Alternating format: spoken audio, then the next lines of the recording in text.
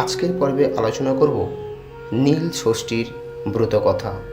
সনাতন ধর্মে যতগুলি ব্রত আছে তার মধ্যে অন্যতম হল নীল ষষ্ঠীর ব্রত। এই দিনটির তাৎপর্য দুরকমভাবে ব্যাখ্যা করা যায়, একটি লৌকিক মতে আর দ্বিতীয়টি পৌরাণিক মতে। আজ দুটি দিক নিয়েই আলোচনা করব। চলুন শুরু করা যাক। বহুকাল আগে এক গ্রামে এক ব্রাহ্মণ তার স্ত্রী বাস করতেন। তারা ছিলেন অত্যন্ত ধার্মিক, মন দিয়ে ঈশ্বরের আরাধনা করলেও তাদের সব ছেলে মেয়ে একে একে মারা যায়।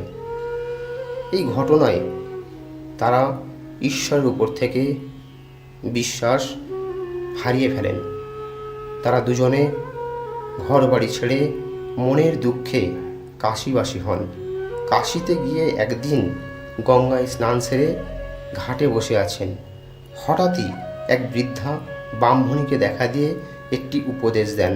তিনি বলেন, চৈত্র সংক্রান্তির আগের দিন নির্জলা উপবাস রেখে শিবের পুজো করবে। সন্ধেবেলা শিবের ঘরে বাতি দিয়ে তবেই জল খাবে। সে বৃদ্ধার কথা অক্ষরে অক্ষরে পালন করে ফের সন্তান লাভ করেন ওই ব্রাহ্মণী।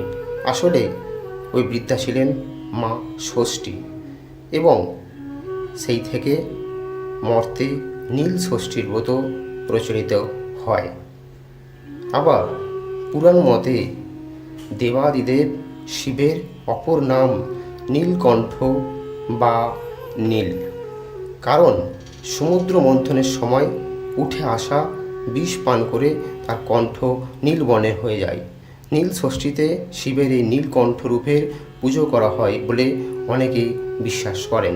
শাস্ত্র মতে এই তিথিতে শিবের সঙ্গে নীলচণ্ডিকা বা নীলাবতী পরমেশ্বরীর বিয়ে সম্পন্ন হয়।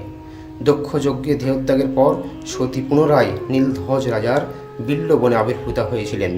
এরপর রাজা তাকে নিজের মেয়ের মতো করে বড় করে শিবের সঙ্গে ফের বিয়ে দেন। সেই বিবাহের তিথি উদযাপন করা হয় নীল পূজায়।